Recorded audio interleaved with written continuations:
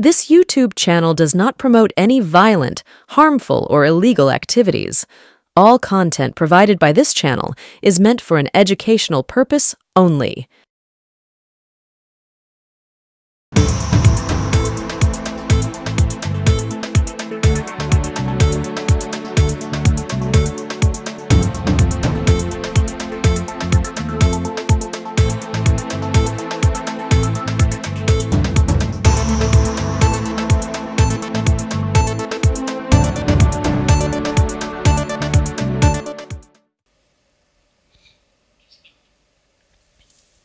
অমিত শাহের একটা নির্দেশের পর সারা দেশে বাঙালি তাড়াও অভিযান শুরু হয়েছে। সারা দেশে বলবো না, বেশ কয়েকটি বিজেপি শাসিত রাজ্যে বাঙালি তাড়াও অভিযান শুরু হয়ে গিয়েছে।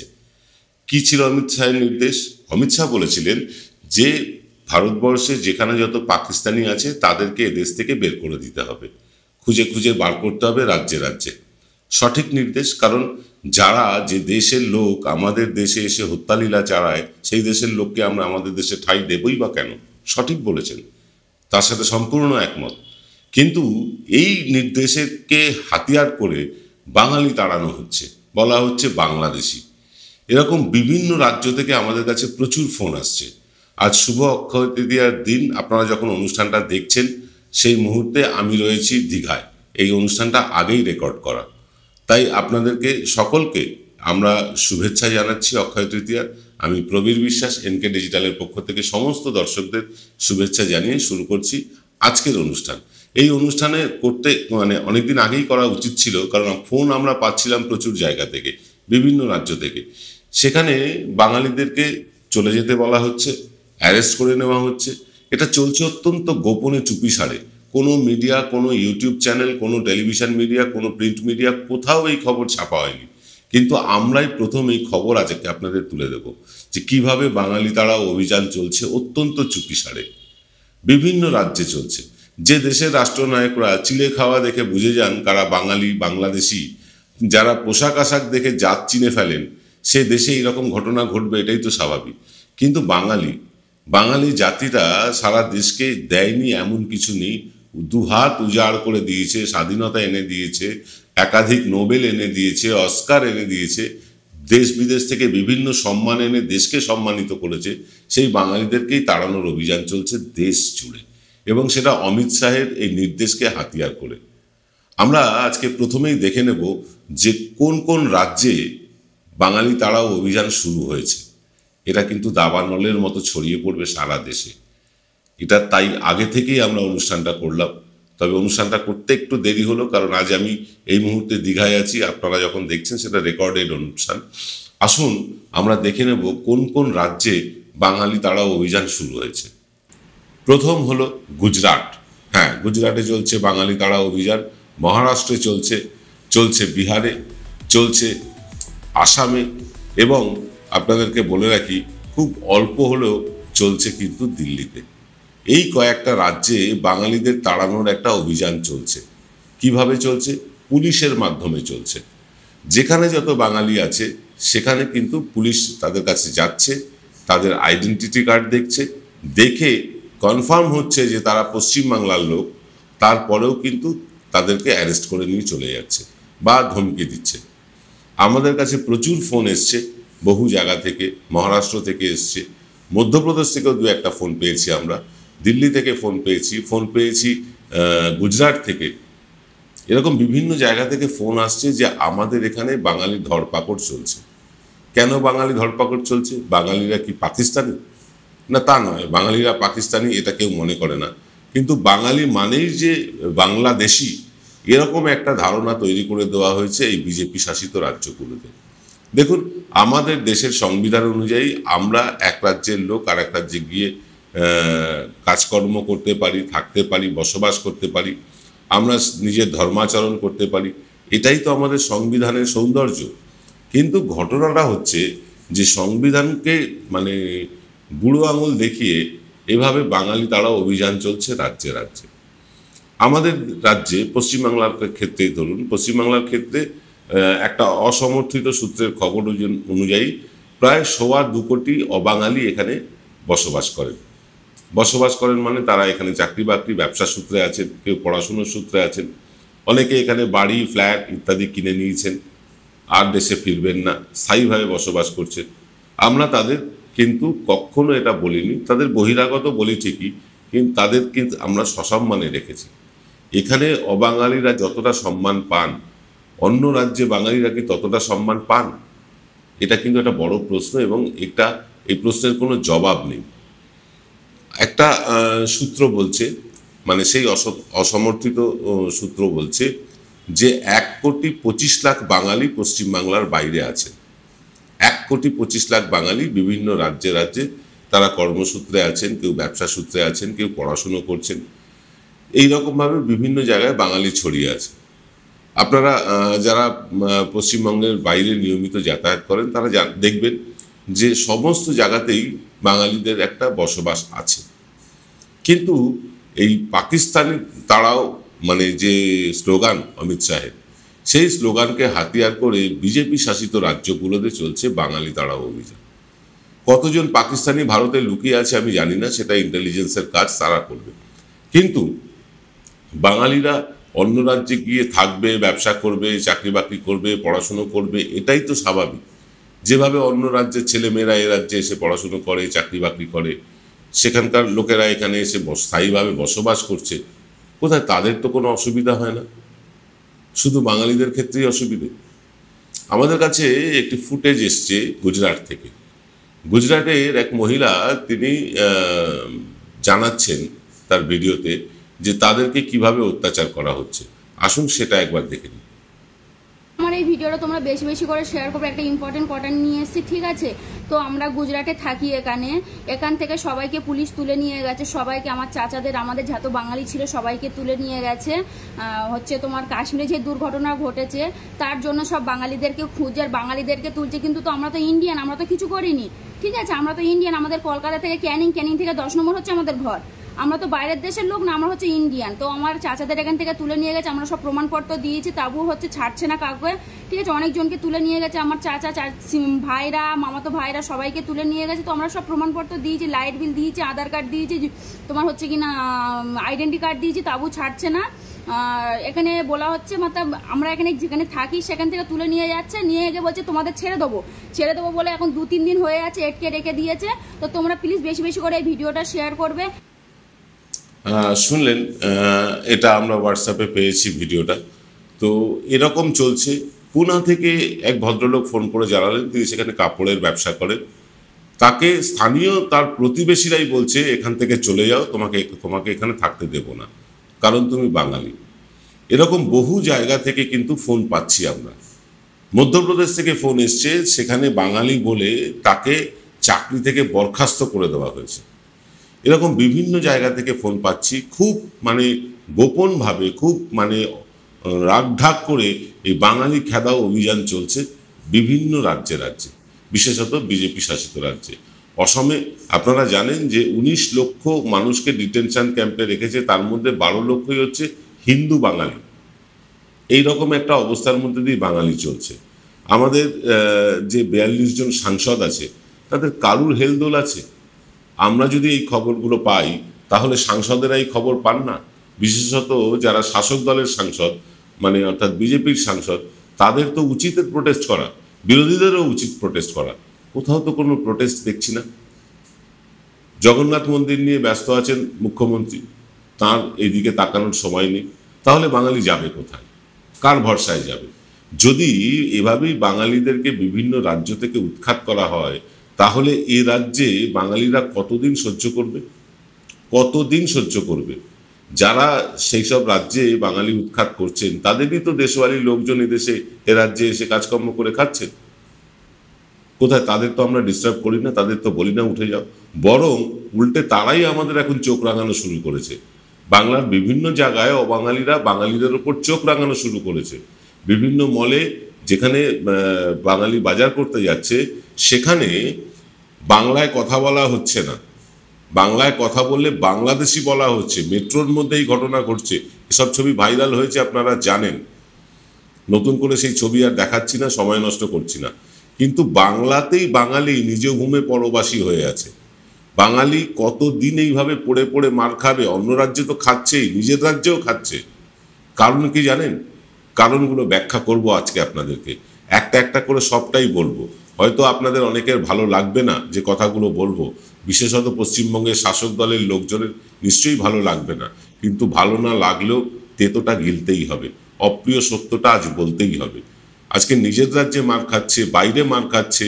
বাঙালি কি মার খাওয়ার জন্য জন্মেছে নাকি মন্দিরের ঘন্টা যে আসবে সে একবার করে বাজিয়ে দিয়ে চলে যাবে? কতদিন চলবে এইরকম অনাচার? কতদিন চলবে এই অবিচার?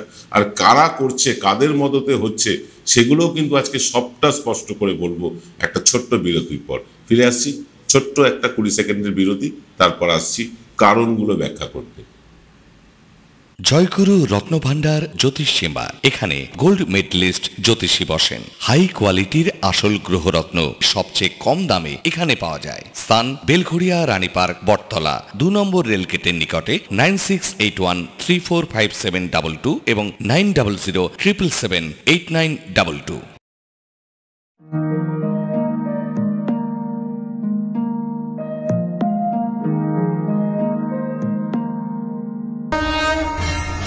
জয় জগন্নাথ, যা উচ্চারণে বাঙালির হৃদয় সর্বদা আবেগে কম্পিত হয়। সেই জগন্নাথ দেব এবার আসছেন আমাদের বঙ্গের পুণ্যভূমিতে।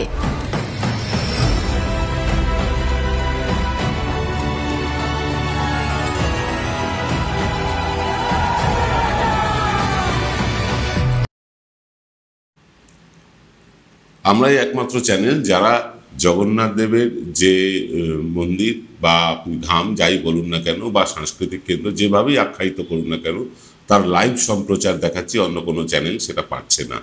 আমি ধন্যবাদ জানাবো হিটকোকে আরও একবার। যাকে যে কথা বলছিলাম, অন্য রাজ্যে বাঙালিদের তাড়ানোর পেছনে একটা মনোভাব কাজ করে, কারণ সেখানে বাঙালিদের যে কর্মদক্ষতা, বিশেষ করে সোনার কাজ, হিরে পালিশের কাজ, বিশেষ করে আপনার জরির কাজ, এরকম বিভিন্ন কাজে বাঙালিদের দক্ষতা চূড়ান্ত।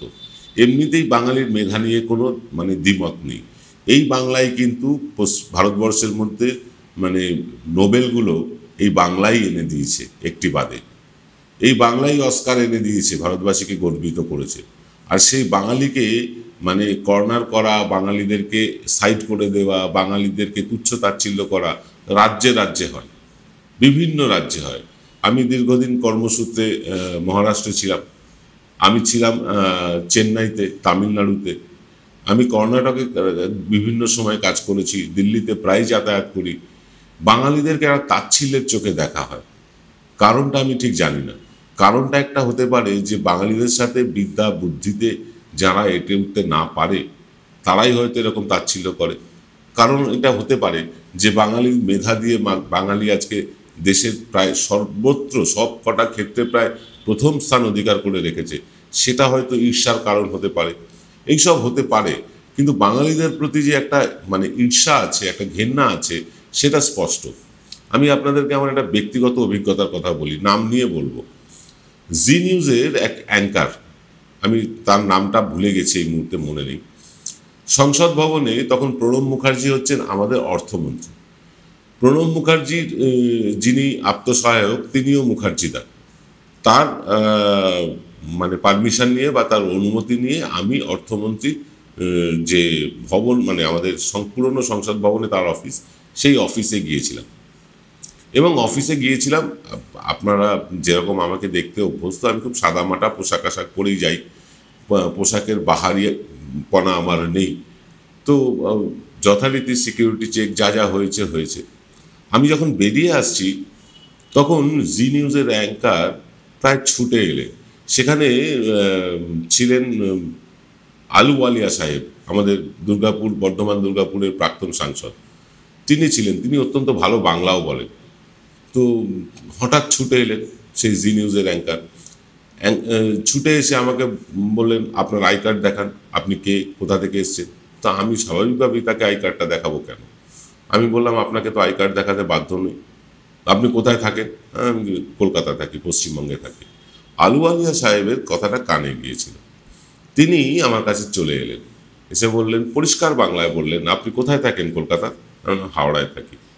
তো তখন তিনি আমার সাথে বাংলায় বেশ কিছুটা কথা বলে তিনি আশ্বস্ত করলেন যে না, এই লোকটি বাংলাদেশি না, বাংলাদেশের ভাষা অন্যরকম, মানে বাংলা বলার ধরন অন্যরকম, ইনি কলকাতারই বাঙালি। তো এইরকমভাবে বাঙালিদেরকে নিজের দেশেই কিন্তু পরবাসী করে রাখার চেষ্টা চলে। দিল্লিতে সম্প্রতি গিয়েছিলাম, সেখানে একটি সোনার দোকানে এক বাঙালি ছেলের সাথে আলাপ, মানে ঠিক সোনার দোকানে আলাপ না, আমি সোনার দোকানের বাইরে দাঁড়িয়েছিলাম, একজন অপেক্ষমান ছিলাম, একজন আসবেন, তিনি নিয়ে যাবেন। তো আমি কারোর সাথে ফোনে কথা বলছিলাম, বাংলাতেই কথা বলছিলাম। ছেলেটি বাইরে বেরিয়ে এসে আমার সাথে কথা বললো, দাদা আপনি বাঙালি? আমি বললাম হ্যাঁ বাঙালি। আমি বললাম আপনিও বাঙালি? বলছে হ্যাঁ। এখানে তো কাজ করি। তখন তিনি তার দুর্দশার কথা শোনালেন যে 12 ঘন্টা 13 ঘন্টা কাজ করতে হয় বাঙালি বলে, এবং পাঞ্জাবি হলে এই পরিশ্রমটা করতে হয় না, হরিয়ানার লোক হলে হয় না, উত্তরপ্রদেশের লোক হলে হয় না। এরা 12 ঘন্টা 13 ঘন্টা কাজ করায় এবং নামমাত্র মাইনে দেয়। তো আমি তাদেরকে তখন ছেলেটিকে বললাম যে এখানে পড়ে আছেন কেন, বাংলায় কেন ফিরে যাচ্ছেন না? তখন বললেন যে বাংলায় গিয়ে এই ধরনের কাজ করব, পাড়া প্রতিবেশী দেখবে, এটা মান সম্মানের ব্যাপার, এটা জানে না পাড়া প্রতিবেশী যে আমি দিল্লিতে সোনার কাজ করি। এইরকম একটা মানে পরিস্থিতি সারা ভারতবর্ষে বাঙালিদের রয়েছে। পুনা থেকে যে ভদ্রলোক ফোন করেছিলেন তাকে তার প্রতিবেশীরাই বলছেন যে দোকান টোকান বিক্রি করে এবার বাংলায় ফিরে যাও। আমরা এখানে কাউকে বলতে পারি যে দোকান বিক্রি করে বড় বাজারে গিয়ে, কেউ বলুন তো যে দোকান বিক্রি করে চলে যাও রাজস্থানে, চলে যাও গুজরাটে? আপনাকে চোখ রাঙাবে, তারা মারধরও করতে পারে। বহু জায়গা আছে, বহু ফ্ল্যাট আছে যেখানে বাঙালিদের ফ্ল্যাট কিনতে দেওয়া হয় না পশ্চিমবাংলাতে, কারণ তারা আমিষ খায়, বাঙালিদের সেখানে ঢোকাই নিষেধ। এরকম বহু জায়গা আছে। আমাদের সরকার, পশ্চিমবঙ্গ সরকার উদাসীন ব্যাপারে। উদাসীন কেন? তাদের ভোট ব্যাংকের বালাই আছে। অবাঙালিরা নাকি তাদের ঢেলে ভোট দেন, জানি না কতটা ঢেলে ভোট দেন। এখানে যেভাবে মানে অত্যাচারিত হয় বাঙালি, ভারতবর্ষের আর কোথাও সেভাবে হয়তো হয় না। বিহার থেকে একটি ভিডিও এসেছিল, ভিডিওটি আমরা খুঁজে পাচ্ছি না, তাই দেখাতে পারছি না। সেখানে একটি ছেলে বলছে, পূর্ণিয়া থেকে, সে বলছে যে আমরা বাঙালি বলে আমাদের এখান থেকে চলে যেতে বলা হচ্ছে। এখন এইরকমভাবে যদি বলা হয় তাহলে বাংলা থেকেও তো আওয়াজ উঠবে যে অবাঙালিরা যাও, নিজের দেশে ফিরে যাও। সরকার কিছু করবে না, সরকার এসব দেখে না, তারা চোখে ঠুলি বেঁধে রেখেছে। তারা বিভিন্ন এলাকায় তারা নেতা বানিয়ে রেখেছে অবাঙালিদের। অর্জুন সিংকে নেতা তো তৃণমূলই বানিয়েছিল, আজকে সে হয়তো বিজেপিতে। এরকম পাড়ায় বহু অর্জুন সিংকে আপনি পাবেন যারা বাঙালিদের চোখ রাঙায়, বাঙালিদেরকে বলে 2 মিনিট সময় দিলে সাফ করে দেব, এই রকম কথা বলে। তারপরেও কিন্তু আমাদের শাসক দল চুপ করে থাকে, চোখ বন্ধ করে থাকে ভোট ব্যাংকের আশায়।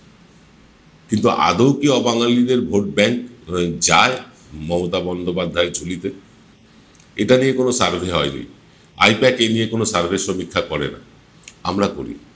আমরা সমীক্ষা চালাচ্ছি যে অবাঙালিরা কতটা মমতা বন্দ্যোপাধ্যায়ের পক্ষে আছে, কতটা নেই, সে নিয়েও একটি আলাদা অনুষ্ঠান করার ইচ্ছে আছে আমাদের। পুরো পশ্চিমবাংলা সার্ভেটা হয়ে যাক, এখন 2 মেদিনীপুরের কাজ শুরু হবে আগামীকাল থেকে।